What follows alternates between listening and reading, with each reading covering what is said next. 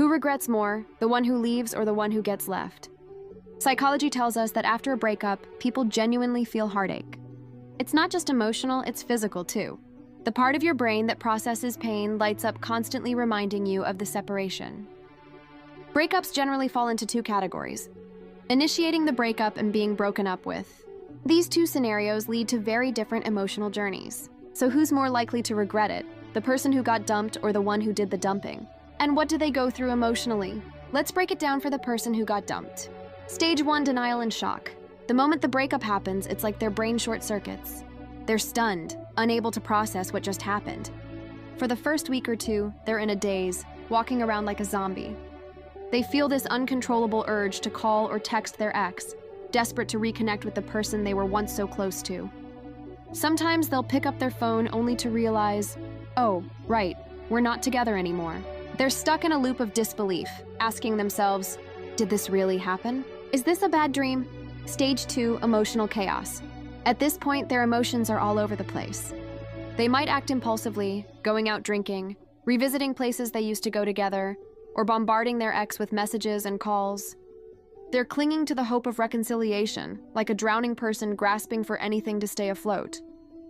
They'll do anything to hold on to the relationship, even if it's already over. Stage 3, acceptance and calm.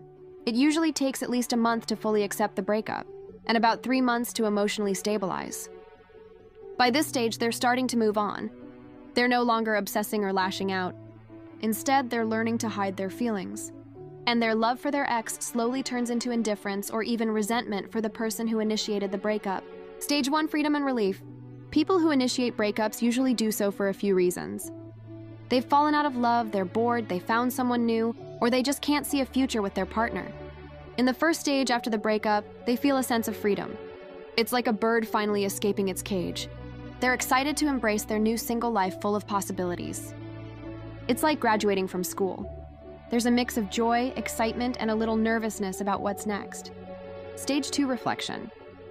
After the initial high wears off, they start to reflect. They might wonder if they made the right decision. Thoughts like, are they mad at me? Might cross their mind, but they quickly brush them off, thinking, we weren't right for each other anyway. It was bound to happen.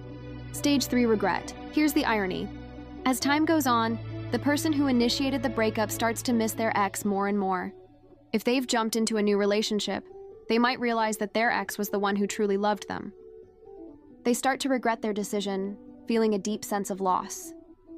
They're torn between wanting to reach out and fix things, and fearing rejection or embarrassment. Thoughts like, what if they hate me now?